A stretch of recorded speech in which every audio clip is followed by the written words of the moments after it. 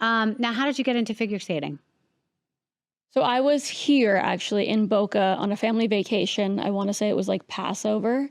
In New York, I lived right near Central Park, so across the street really from rink. Okay. So I had probably skated 10 times at like friends' birthday parties. If you're in New York, there's not many cool things to do. You're either bowling or like ice skating in the park for a birthday party. So I had skated. We were here, I want to say Passover time. My parents got into a really big fight. And over nothing, as usual. And I told my dad I wanted to go ice skating, me and my little brother, and he was going to take us. My mom said no, so that made him more adamant to take us. So he decided to go out of his way to find me an ice skating rink in the middle of nowhere. We stumbled upon one in, I want to say, Lighthouse Point, a few 15, 20 minutes from Boca. I was too late to skate, but we stood there and watched some of the skaters, and there was a very intense Russian coach in a lesson with a little girl. And my dad said, if you ever want to learn to skate, it has to be with that woman because she was just so brilliant and such a good coach. Right. So he talked to her after she was done, arranged like a half-hour lesson for me 2 days later.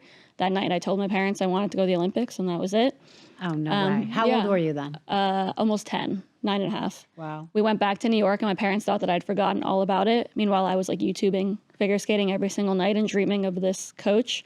That summer we came back to Florida. I skated with that coach every single day.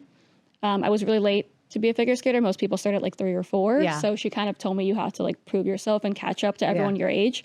So my mom would drop me off, and I spent like 6 hours a day at the rink every day. And then I would train in the hallway at night and teach myself all these things. And eventually I caught up to like where people were at my age. And the coach said that she and her husband would teach me full time if I wanted to. And my mom took me out of school and we moved to Florida. Oh my God. That became my life for about 5 years until I got injured to the point of no return, and it all ended. Wait a minute. So your whole family uprooted, or you just came with your mom? Yeah. So my mom was or is a concert pianist. So like she knew as a little girl what it means to like have a dream. Like when they were leaving the Soviet Union, my grandpa came to her and said, it's going to take everything I have to get this piano out of here. You're telling me right now, you're 10 years old, that you're going to make this your career. You have to pick right now, or I'm not going to try to negotiate with Russian authorities to get a piano out of here and into America. Right. And she said, that's what I'm going to do. And so she assumed that I was the same, which I was. And I was 10 years old. And I said, Mom, this is my dream. This is what I want to do. She convinced my dad and my little brother, who's probably impacted more than we realize now, but like in the process was like, I'll do whatever. Right. We all moved down here. My dad's work was in New York. So, I mean, when you think about the sacrifice, like my dad worked between Europe and New York. Wow. So he was in New York Monday, Tuesday every week, Wednesday, Thursday, Friday in Europe, Saturday, Sunday in Florida with us. What did he do? He's a lawyer. Oh, lawyer. And that's how we lived for like 3 years. And he only missed one weekend in 3 years. Wow. Yeah. So Are your parents still with us? Yes. Are they still together? They're still together. Still fighting, but still very happily married. Well, that sounds normal. Yeah.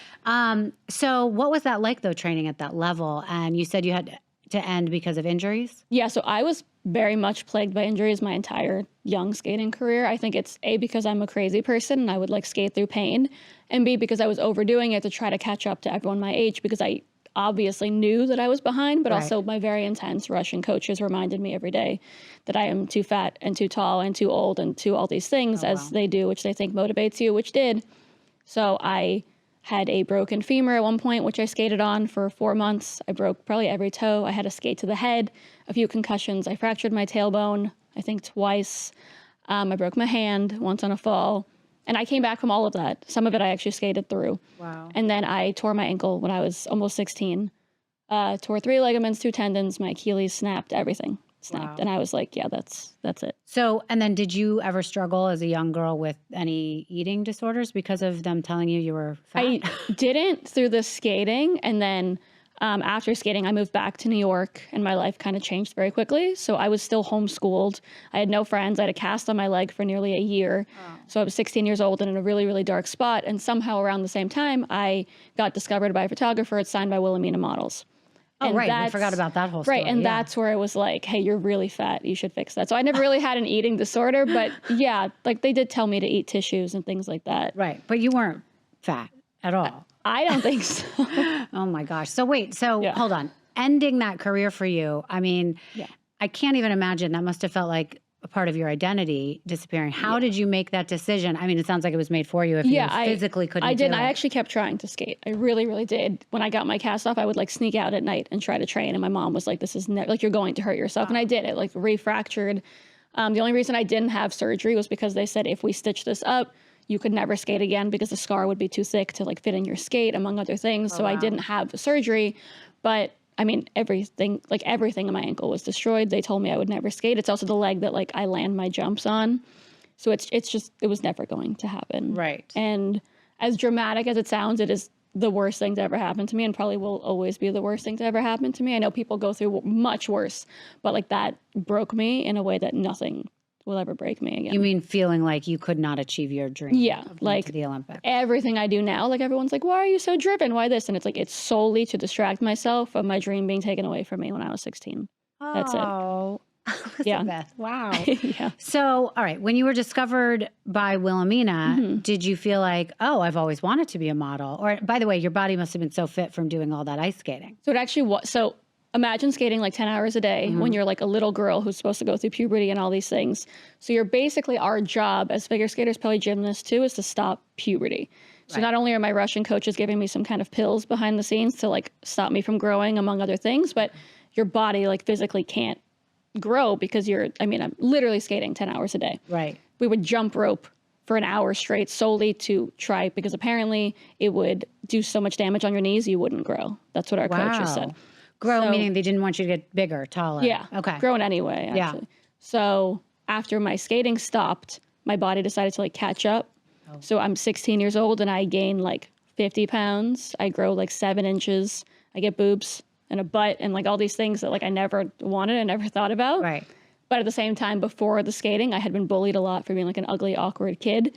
So a little part of me is like, wait, like I kind of look like a girl now. And like that part was nice. And that's where the modeling, I think, saved me a little bit. Because it's like, yes, your dream is taken away and you're sad. And I'm 16 with no friends, never been on a date with a boy. Like I was really an awkward homeschooled athlete.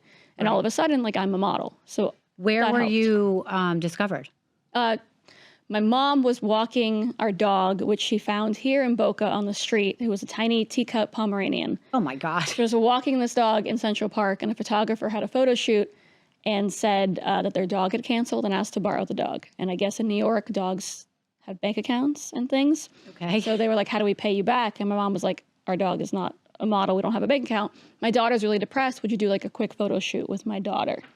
She did that, sent the pictures to Wilhelmina, and I was signed like a week later. Wow. So she just randomly sent it off thinking like, yeah, oh, I mean, I that's think kind she of thought I amazing. was like remotely model worthy. Yeah. So but she yeah, just thought she saw something in you. Yeah. That's amazing. But what made your mom want to do the photo shoot? She just thought She it'd just be knew that something I was fun? so sad and so depressed and was like, every girl wants to be a model. So like maybe it'll do something for her self-esteem. Right. Oh my God. So what was that experience like working for Wilhelmina?